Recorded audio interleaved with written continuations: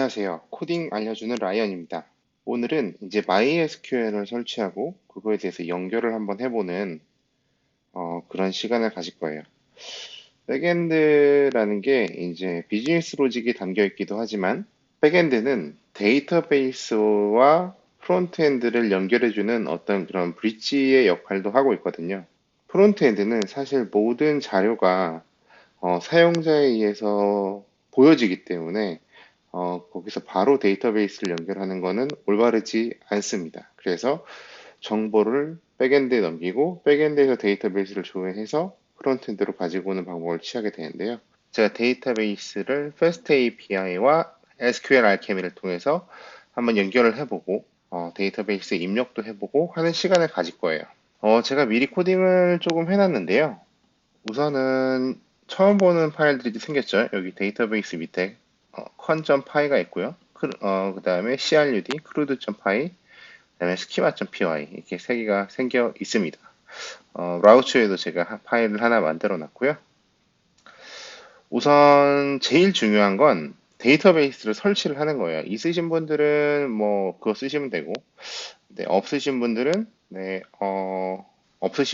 제가 영상 하단에 MySQL 설치하는 법에 대해서 주소를 남겨놨으니까요. 그거를 보고 한번 확인해 보시면 좋겠습니다. 저는 로컬호스트에다가 설치한 MySQL을 사용하고 있고요. 그 다음에 MySQL을 쓰려면 요 config 파일에서 이제 로컬 config에 제가 이제 db URL을 여기다 넣어줬어요. 전 나중에 이 프로젝트가 좀 디벨롭 되고 나면 트래비스 CI를 쓸 거기 때문에 트래비스라는 유저 이름으로 이제 데이터베이스 계정을 만들었고요. 트래비스 CI가 트래비스 안에서 테스트용 DB를 만들 때 이제 그 유저를 트래비스로 써요. 그래서 이제 로컬호스트 트래비스에서 노티피케이션 API 해가지고 여기 만들었습니다. 아마 파이참 커뮤니티 버전을 쓰시는 분들은 이 데이터베이스 섹션이 없을 수도 있어요. 있을 수도 있고 저 잘 모르겠는데 그러신 분들은 무료 툴을 제가 하나 알려드릴게요. 이거거든요. 디비버라는 무료 툴이 있는데 깔끔히 뭐 쓸만하고 괜찮은 것 같아요. 물론 유료 버전도 있고 뭐 그렇습니다. 네, 이렇게 나오죠. 이렇게 나오고 데이터를 누르면 네, 데이터가 지금 딩그르륵 하나 들어가 있죠. 제가 테스트 한다고 하나 넣어봤습니다. 이렇게 이제 데이터베이스가 어떤지 이제 확인할 수 있는 그런 데이터베이스 툴이고요. 무료인데 쓸만하고 괜찮습니다. 그래서 이거 쓰시면 될 것 같고 우선은 이렇게 똑같이 넣어주세요. MySQL 플러스 이게 이제 떤 DB에 어떤 드라이버를 쓸 거냐 뭐 이런 건데 그냥 이렇게 똑같이 넣어주시고 그 다음에 이제 캐릭터 셋은 UTF-8, MB4를 쓸 겁니다. 이렇게 써주시고 이제 main.py에서 제가 그때 이제 여기에 fast API 앱 요까지 썼는데요. 두 줄을 더 써줬어요. 에지딕트가 드디어 나왔죠. 이제 컴프를 그때 전 시간에 말했던 이 컴프 컨피규레이션 그 클래스를 딕셔너리로 가지고 와서 써주기 위한 에지딕트를 여기다 넣어 두었습니다. 에지딕트를 언패킹해서 가지고 들어가게 되겠죠. 그래서 init 앱 DB에 init 앱을 이제 실행을 시키는데요. 이 init 앱을 들어가면 이렇게 돼 있습니다. 이거를 이제 쓰시게 될 텐데 가장 중요한 건 여기서 커맨드 컴마 이제 윈도우 같은 경우에는 컨트롤 시프트 S 눌러서 들어가시고 파이썬 인터프리터에 이제 PyMySQL이랑 이제 여기에 있는 SQL 알케미를 설치해 주셔야 돼요. 이 두 개를 여기 플러스 버튼 눌러서 PyMySQL을 설치하시고 그 다음에 SQL 알케미를 요거를 누르고 이제 인스톨 패키지를 눌러서 네, 설치를 해주시면 되겠습니다. 그 설치를 해주시고 나서 이렇게 똑같이 써주세요. 뭐 이렇게 뭐 중요한 거는 사실 없습니다. 뭐 중요한 건 없고 데이터베이스를 연결하는 것 뿐이니까요. 제가 코드 바이 코드로 간단히 설명을 해드리겠습니다. DB를 관리하는 애는 이제 싱글턴이라는 걸 사용을 해야 돼요. 이제 이 프로그래밍된 코드가 실행이 될 때 그 실행된 코드 중에서 딱 한 곳만 데이터베이스 세션 풀을 유지하게끔 그렇게 해서 이제 스타트업 할 때 이 SQL 알케미라는 클래스를 만들어 줍니다. 이 SQL 알케미라는 클래스를 만들어 주면 이제 이 이닛이 실행이 될 거예요. 이렇게 해서 다 넌으로 이제 해갖고 이제 객체가 하나 만들어지겠죠. 저희는 이 DB를 가지고 와서 앞에 아까 보셨듯이 좀 크게 할까요? 보셨듯이 DB의 init 앱을 실행을 했어요. DB의 init 앱을 실행을 했는데 이걸 실행을 하게 된 거예요. 앱을 처음에 하나 받아주고 그 다음에 뒤에는 이제 키워드 아규먼트로 받아주죠. 아까 그 언패킹해서 키워드 아규먼트에서 이제 DB URL 뭐 이렇게 받아옵니다. 가지고 와요. 가지고 와서 이제 여기다가 하나씩 넣어주는 거예요. 크리에이트 엔진에 이제 엔진을 먼저 만들고 세션을 만들어 줍니다. 이거 세션 메이커랑 크리에이트 엔진은 SQL 알케미 안에 있는 거라서요. 그거 사용해서 만들어 주시면 되고 이제 앱 온 이벤트가 이제 스타트업을 할 때 한 번 실행하고 셧다운 할 때 한 번 실행하는 그런 어, 좋은 기능이에요. 음, 이런 게 없는 웹 프레임워크도 뭐 있긴 한데 어쨌든 여기서 앱이 실행될 때 가장 먼저 한 번 실행해주고 끝날 때 한 번 실행해주는 그런 함수입니다. 저는 이제 엔진 뭐 세션을 끊고 세션을 끊고 엔진을 디스포즈하고 켤 때는 당연히 연결을 하겠죠. 그리고 로그도 한번 찍어주고 그렇게 해 두었습니다. 그리고 이제 getDB는 이제 세션을 가지고 오는 거고요. 네, 결국 가지고 올 때는 이 세션을 가지고 와서 이 getDB를 리턴하게끔 해서 가지고 오시면 되고요. 그다지 어렵지 않습니다. 제가, 지금 하고 있는 모든 프로젝트를 오늘 깃허브에 이제 퍼블릭 레포에 올릴 건데요. 그 레포에 가셔서 다운을 받으시던가, 뭐, 깃 클론을 받으시던가 하셔가지고 같이 보시면 아마 더 도움이 되지 않을까 싶습니다. 이 DB를 이렇게 어떻게 연결하는지에 대해서는 이제 자신만의 스타일이고, 아마도 많은 분들이 자신의 스타일을 가지고 있으실 텐데, 그런 게 있으신 분들은 그렇게 쓰시면 되고, 없으신 분들은 이제 이렇게 쓰시면 됩니다. 그리고 스키마. 네, 스키마를 하나 설정을 해줬는데요. SQL 알케미로 스키마를 설정을 할 때, 여기 보면 유저가 하나 있어요. 유저가 하나 있는데, 요 밑에 보면 유저를 해놨습니다. 네. 컬럼을 정의하는 건 이렇게 컬럼이라는 오브젝트를 하나 만들어서 여기다 어떤 걸 쓸 건지 네, 이렇게 한번 이렇게 쓰시면 됩니다. 이넘은 이 셋 중에 하나만 들어갈 수 있고요. 이 셋 중에 하나가 아니면 에러를 뱉을 거예요. 그래서 밸리데이션용으로 이 세 개만 쓸 거고 디폴트는 액티브다. 그리고 이메일은 어떻게 되고 랭스는 어떻게 되고 이렇게 해서 이제 쓰시면 됩니다. 저는 널러브를 다 트루로 했는데 당연히 false를 할 수도 있어요. 근데 뭐 지우면 false기도 합니다. 이걸 안 쓰면 기본값은. 근데 제 이메일을 트루로 한 이유는 이제 나중에 페이스북으로 로그인을 하시는 분들 중에 핸드폰 번호로 가입이 되신 분들이 있어요. 그분들은 이메일이 없거든요. 그래서 일단은 트루로 했고 이것도 당연히 소셜 로그인을 하시게 되면은 패스워드가 필요 없겠죠. 네임도 어떻게 해야 될지는 아직은 잘 모르겠어서 일단은 트루로 했고 네. 네, 폰 넘버도 true로 했습니다. 네. 자, 이제 소셜 로그인을 하시면 이제 프로필 이미지를 이제 여기다 넣어 줄 거고요. 네, SNS 타입을 여기다 넣어 주고요. 어, 저는 네이버 대신 카카오를 선택하겠습니다. 네이버가 소셜 로그인을, 어, 허락을 잘 안 해주는 것 같아서 제가 이제 카카오로 바꾸겠습니다.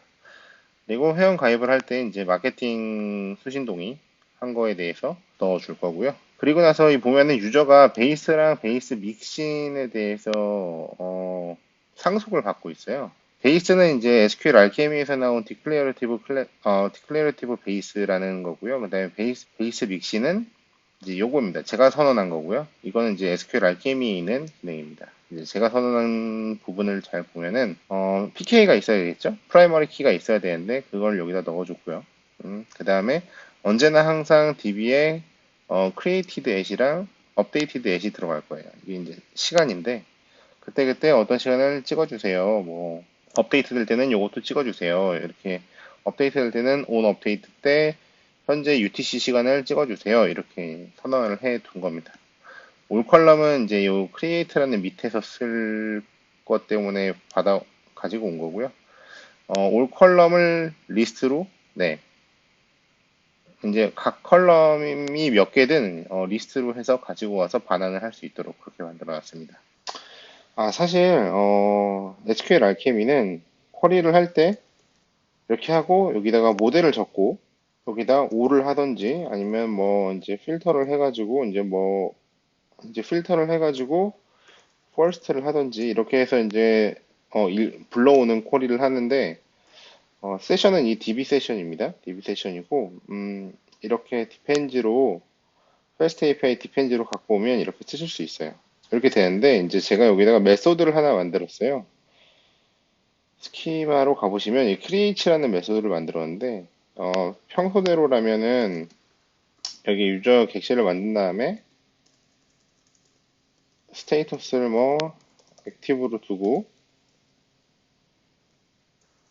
세션 add 유저에 세션 커밋 이렇게 써서 이제 저장을 할 수가 있는데요. 전 이렇게가 너무 이제 번거롭다 보니까 저 create라는 메소드를 만들어서 네, 실행을 해 볼 겁니다. 이제 이거는 이제 개인별 차이고요.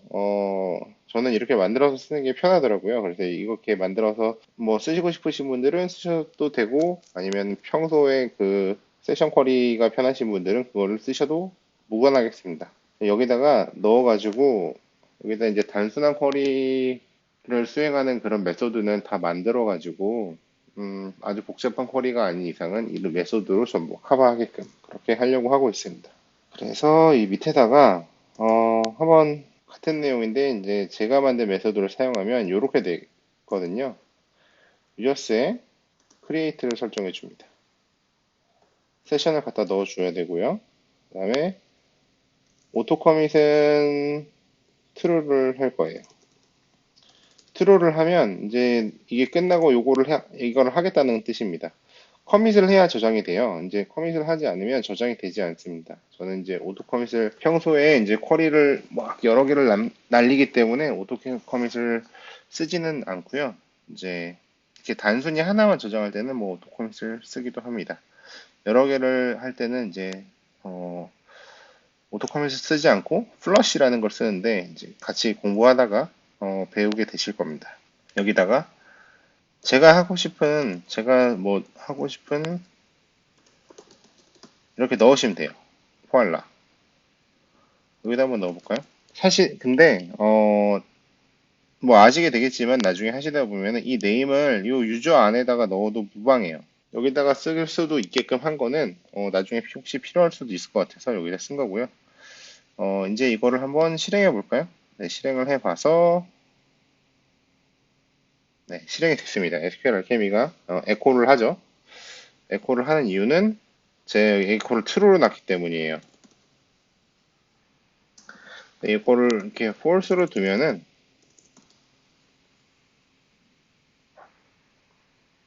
에코를 하지 않습니다.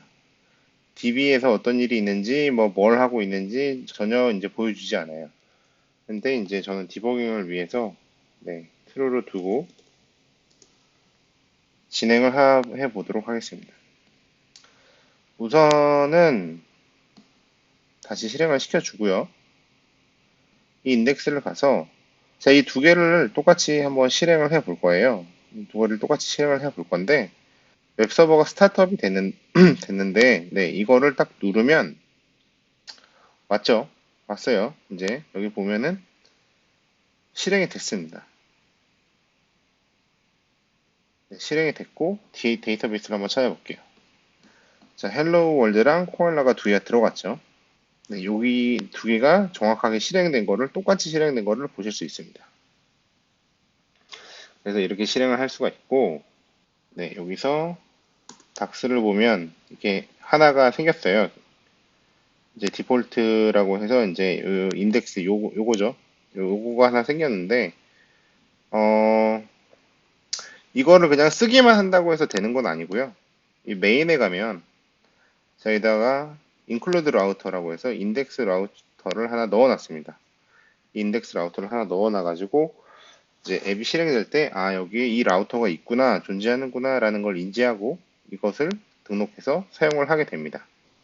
제가 이제 데이터베이스를 연결하는 부분까지 해봤는데요. 데이터베이스 연결하는 부분은 사실 간단한 부분이라서 처음 하시는 분들은 좀 어렵게 느껴지실 수도 있겠지만 조금이라도 배워보시고 좀 할 줄 아시는 분들은 쉽게 다가오실 거라고 생각해요.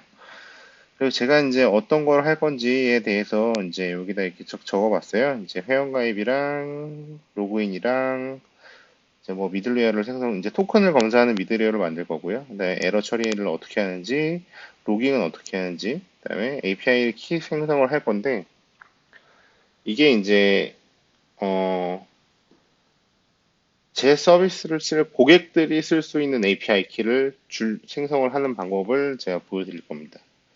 그리고 어떻게 네, 카카오톡 전송하는 걸 보여드릴 거고 메일 서버를 이제 설치를 할 거고요. 도커로 설치를 할 거고 그에 대해서 보여드릴 거고 이제 메일링 리스트를 수집하는 네, API 제가 이렇게 할 거고 이제 배포는 트래비스 CI랑 AWS 빈스토크 사용해 보기 라우트 53으로 도메인 연결하기 할 거고 그 다음에 추가로 네, 테스트 코드 작성하기를 할 겁니다.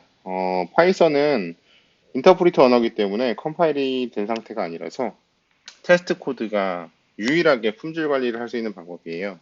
사실 언제 뭐가 안 돼도 이상하지 않거든요. 열심히 뭘 만들었는데 3개월 있다가 갑자기 뭐가 안 될 수 있어요. 그런 경우를 미연에 차단하는 방법이 이제 테스트 코드를 작성해서 트래비스나 아니면 또 다른 방법으로 저는 이제 트래비스를 쓰는데 하루에 한 번씩 이렇게 매일매일 테스트 코드를 구동을 해줘요. 크론으로.